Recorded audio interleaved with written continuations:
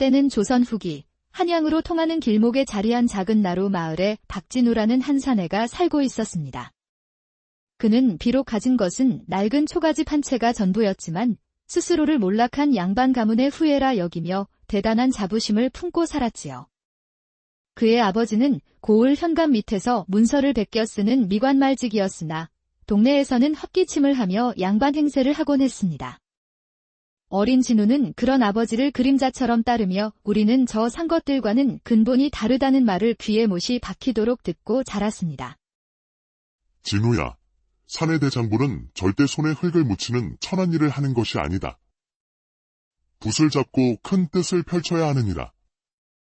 아버지의 가르침은 진우의 뼛속 깊이 새겨져 그는 땀 흘려 일하는 것 자체를 수치스럽게 여기는 어른이 되었습니다. 아침 해가 중천에 뜰 무렵에야 느지막이 일어나 마당에 나와 팔짱을 낀 채 먼 산을 바라보는 것이 그의 하루 일과 전부였습니다. 이웃 사람들이 밭으로 장터로 바삐 향하는 모습을 곁눈질하면서도 진우는 미동도 하지 않았습니다. 저 양반 또 저러고 있네. 쯧쯧, 저러니 부인만 죽어나는 게지. 식구들 굶는 건 생각도 안 하고 체면이 밥 먹여주나. 참으로 한심한 지고. 담장 너머로 들려오는 수군거림에도 진우는 코웃음을 칠 뿐이었습니다. 저 무지한 산 것들이 내 큰 뜻을 어찌 알리요. 나는 언젠가 큰 벼슬에 오를 몸이다. 그런 진우에게도 아내 최은서와 10살 난 딸 박소희, 두 가족이 있었습니다. 아내 은서는 참으로 가여운 여인이었습니다. 가난한 소장농의 딸로 태어나 가진 것 없이 시집 온 그녀는 게으른 남편을 봉양하는 것을 자신의 운명으로 받아들였습니다. 그녀의 하루는 동트기 전 어둠 속에서 시작되었습니다. 새벽 4시면 일어나 차가운 우물물에 얼굴을 씻고 딸아이의 옷을 입히고 자신의 행장을 꾸렸습니다. 서방님, 일어나셔요. 아침 진지 드시고 글 공부하셔야지요. 은서가 조심스럽게 깨워도 진우는 귀찮다는 듯 몸을 뒤척일 뿐이었습니다. 아직 이른데 뭘 그리 서두르는가? 나는 시간에 쫓기는 사람이 아닐세. 은서가 하는 일은 장터 떡장수 황서방네의 절구통을 닦아주는 고된 품팔이였습니다. 하루 종일 쭈그려 앉아 돌덩이처럼 딱딱하게 굳은 떡가루를 긁어내는 일이었습니다. 아이고, 은서댁. 오늘도 고생이 많구려. 어제 장사가 잘 돼서 일이 많으니 어쩌나. 괜찮습니다요, 황서방님. 일이 많을수록 저희야 좋지요. 오늘은 몇 개나 되나요? 20개는 좋게 될 것이오. 은서는 애써 웃으며 대답했지만 20개라는 말에 속으로는 깊은 한숨이 나왔습니다. 온종일 허리 한번 펴지 못할 고된 노동이었습니다. 절구통에 달라붙은 떡가루는 쇠로 된 주걱으로 긁어내야 했습니다. 살을 애는 듯한 찬물에 손을 담그고 거친 솔로 문지르고 다시 맑은 물로 헹궈내기를 반복했습니다. 특히 추운 겨울에는 손이 꽁꽁 얼어 감각조차 무뎌질 정도였습니다. 아이고, 손등이 다 터져 피가 나겠군. 혼잣말을 하면서도 그녀는 일손을 멈추지 않았습니다. 이 일을 하지 않으면 사랑하는 가족이 굶어야 했기 때문입니다. 하루 품삯은 쌀 한 대와 엽전서푼 겨우 세 식구의 입에 풀칠할 정도의 돈이었습니다. 그날도 해가 저물어 은서가 집에 돌아왔지만 진우는 마당에서 한가로이 흘러가는 구름이나 세고 있었습니다. 아내가 온몸에 떡가루를 묻힌 채 지친 몸을 이끌고 들어와도 그는 거들떠보지도 않았습니다. 그러던 어느 날 딸 소희가 천진한 얼굴로 물었습니다. 아버지는 언제 일하러 나가세요? 옆집 철이 아버지는 매일 밭에 가시는데. 어린아이의 눈에도 하루 종일 집에만 있는 아버지가 이상해 보였던 것입니다. 진우는 딸아이를 노려보며 버럭 소리를 질렀습니다. 이 어린 것이. 감히 아비에게 무슨 말버릇이냐. 아버지는 지금 나라의 큰일을 준비하고 있느니라. 어떤 큰일이요? 글 공부를 열심히 해서 할아버지처럼 큰 인물이 되어야지. 절구통 닦는 일 같은 건 천한 안악들이나 하는 것이다. 그 말을 듣는 순간 은서의 얼굴이 하얗게 질렸습니다. 자신이 하는 일이 남편에게 천한 일이라 불리는 것이 비수처럼 가슴에 꽂혔습니다. 하지만 운명은 참으로 냉혹한 법. 어느 쌀쌀한 가을날 은서가 절구통을 닦다가 갑자기 비명을 지르며 허리를 움켜쥐고 쓰러졌습니다. 아, 허리라. 몇 년 동안 구부정한 자세로 일한 탓에 허리뼈가 어긋나고 만 것입니다. 은서는 일어설 수도 없을 만큼 극심한 고통에 시달렸습니다. 그날부터 은서는 자리에 몸져눕게 되었습니다. 집안의 유일한 벌이가 끊기자 쌀독은 하루가 다르게 바닥을 드러냈습니다. 사흘째 되던 날, 배고픔을 참지 못한 소희가 아버지에게 물었습니다. 아버지, 우리 오늘 저녁은 뭐 먹어요? 배가 너무 고파요. 진우는 말문이 막혔습니다. 부엌을 아무리 뒤져봐도 쌀 한 톨 없었습니다. 아버지, 그런데요. 절구통 닦는 게 그렇게 부끄러운 일이에요? 굽는 게 더 부끄러운 거 아니에요? 딸의 순수한 목소리가 진우의 가슴을 송곳처럼 찔렀습니다. 헛된 체면 때문에 가족을 굶기고 있는 자신의 모습이 한심하게 느껴졌습니다. 내가 이 집을 위해 한 것이 대체 무엇인가? 진우는 처음으로 자신의 초라한 모습을 정면으로 마주하게 되었습니다. 그날 밤, 그는 뜬 눈으로 밤을 지새웠습니다. 옆에서 고통스럽게 신음하는 아내의 소리와 굶주림이 더 부끄럽다던 딸아이의 말이 머릿속에서 계속 맴돌았습니다. 서방님, 왜 잠 못 이루고 계세요? 허리 통증 때문에 뒤척이던 은서가 남편이 깨어있는 것을 눈치챈 것입니다. 부인이 일이 아픈데 내 어찌 잠을 잘 수 있겠소? 진우의 목소리에는 평소와 다른 무거운 진심이 실려 있었습니다. 은서는 남편의 손을 가만히 잡았습니다. 미안해요, 서방님. 제가 이리 누워있으니 걱정이 많으시겠어요. 아니요. 부인 잘못이 아니요. 내가 너무 잘못 살았소. 은서는 깜짝 놀랐습니다. 하늘을 찌르던 자존심 강한 남편이 처음으로 자신의 잘못을 인정하는 순간이었습니다. 다음 날 새벽, 진우는 조용히 자리에서 일어났습니다. 그는 마당으로 나가 동터오는 하늘을 올려다보았습니다. 내가 정말 이 집의 가장이 맞는가? 아내가 쓰러져 있는데도 헛된 체면만 내세우는 자신이 한심하기 짝이 없었습니다. 마침내 그는 결심을 굳혔습니다. 마당 한 구석에는 은서가 미처 다 닦지 못한 절구통이 놓여 있었습니다. 진우는 그 앞에 쪼그리고 앉았습니다. 딱딱하게 굳은 떡가루가 절구통 안벽에 두껍게 달라붙어 있었습니다. 그는 우물에서 차가운 물을 길어와 절구통에 부었습니다. 얼음장 같은 물이 손에 닿아 온몸에 소름이 돋았습니다. 그는 아내가 매일 이런 고통을 견뎠다는 사실에 새삼 가슴이 아려왔습니다. 한참 후, 그는 소를 들고 문지르기 시작했습니다. 처음에는 서툴렀지만 점차 요령이 생겼습니다. 떡가루가 조금씩 떨어져 나가며 절구통이 깨끗해지는 모습을 보니 마음속에 묵은 체증이 씻겨나가는 듯 후련했습니다. 아버지, 뭐 하세요? 잠에서 깬 소희가 눈을 비비며 나타나 절구통을 닦고 있는 아버지의 모습을 보고 깜짝 놀랐습니다. 어미 대신에 아비가 절구통을 닦고 있단다. 정말요? 아버지도 할 줄 아세요?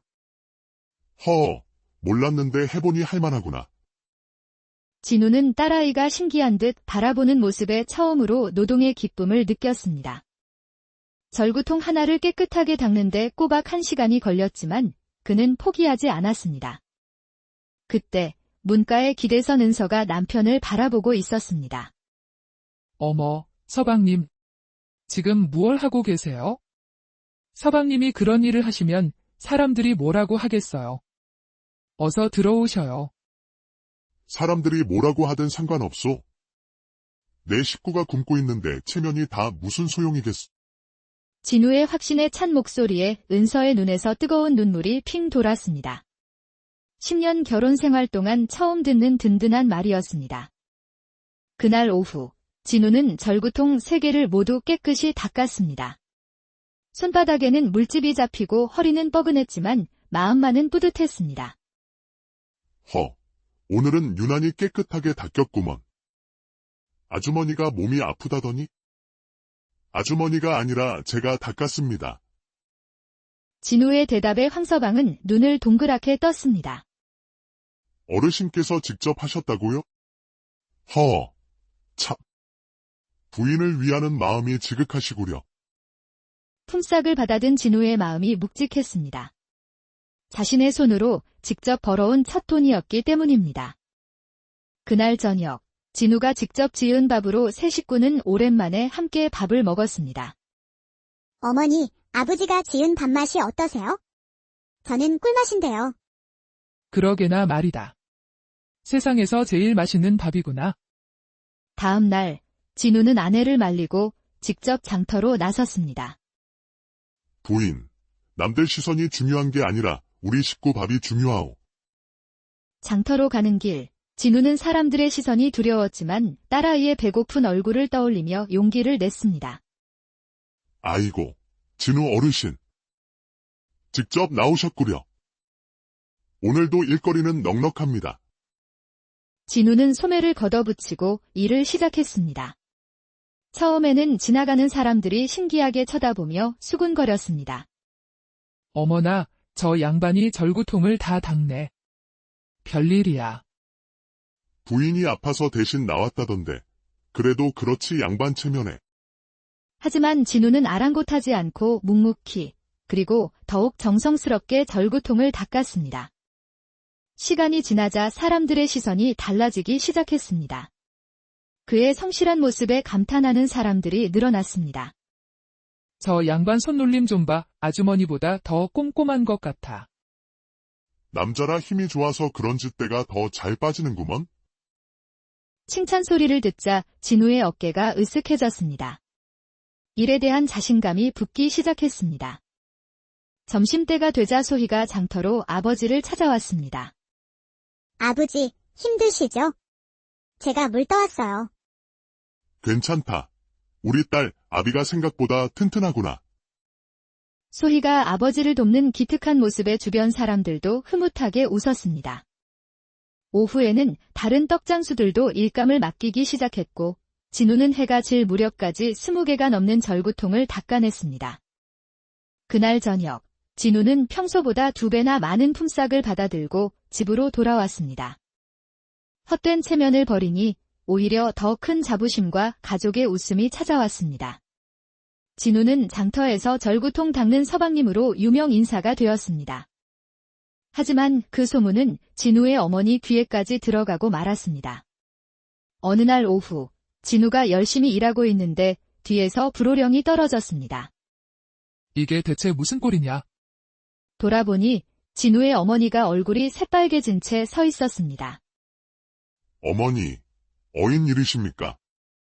우리 박씨 가문 대대로 손에 물 한 번 안 묻히고 살아왔거늘. 내가 어찌 감히 가문의 명예에 먹칠을 하느냐? 어머님, 아내가 아파서 식구들이 굶고 있어서. 굶는 한이 있더라도 양반의 채통을 지켜야 할 것이 아니냐? 조상님들이 지하에서 통곡하시겠다. 조상님들께서도 후손이 굶어 죽는 것을 원치는 않으실 겁니다. 어머님. 그때 황서방이 나서서 진우를 두둔했습니다. 어르신, 진정하십시오. 가족을 위해 땀 흘려 일하는 것이 어찌 부끄러운 일이겠습니까? 이처럼 정직하고 성실한 모습이야말로 진정한 양반의 모습이 아니겠는지요. 어머니는 화를 내며 집으로 향했고 그날 밤 은서를 다그쳤습니다. 하지만 그때 방에서 나온 소희가 할머니 앞에 섰습니다. 할머니, 아버지가 절구통 닦아서 우리 오늘 흰쌀밥 먹었어요. 아버지가 일 안 하면 우리 또 굶어야 해요. 손녀가 굶고 있었다는 말에 어머니는 말문이 막혔습니다. 헛된 체면보다 손녀의 굶주림이 더 크게 다가온 것입니다. 한편 장터에서는 기존의 절구통 일을 하던 과부 옥자 무리가 진우를 질투하며 악소문을 퍼뜨리기 시작했습니다. 저 박서방이라는 사람, 일부러 마누라를 아프게 만들고 일거리를 차지한 거래요. 아주 독한 사람이지. 하지만 진우는 그런 소문에 흔들리지 않았습니다. 오히려 그는 예전에 배운 목공 실력을 발휘해 낡은 절구통을 수리하고 기름칠까지 하며 더 정성을 쏟았습니다. 그리고 자신이 수리하고 닦은 절구통 바닥에 박진우 작이라고 작게 이름을 새겨 넣었습니다. 어르신. 이건 왜 새기시는 게요? 제 일에 대한 책임과 자부심의 표시입니다. 누가 뭐라 해도 제 이름 석자를 걸고 최선을 다하겠다는 약조이지요. 진우의 이런 장인 정신의 악소문은 금세 사라졌고 그의 성실함은 장터 전체에 널리 알려졌습니다. 며칠 후 은서는 몸이 많이 나아져 몰래 장터에 나가 보았습니다. 그곳에서 남편과 딸이 함께 땀 흘려 일하는 모습을 보았습니다. 흙먼지 묻은 손으로 정성껏 절구통을 닦는 남편, 그리고 작은 손으로 아버지를 돕는 딸의 모습에 은서는 눈물을 흘렸습니다. 그녀는 남편에게 다가가 물집 잡힌 거친 손을 가만히 잡았습니다. 서방님, 그 손 참 예뻐졌네요. 예전에 부드럽기만 하던 손이 아니었습니다. 굳은 살과 상처로 거칠어졌지만 그 안에는 가족에 대한 사랑과 책임감이 가득 담겨 있었습니다. 전에는 내가 바보였소? 가족보다 헛된 체면이 중요한 줄 알았으니. 그날 이후 부부는 함께 일하기 시작했습니다. 진우의 성실함과 은서의 꼼꼼함이 더해지자 이들의 솜씨는 입소문을 타고 다른 마을에까지 퍼져나갔습니다. 일감이 넘쳐나자 장터 상인들은 돈을 모아 부부에게 번듯한 작업장을 만들어 주었습니다.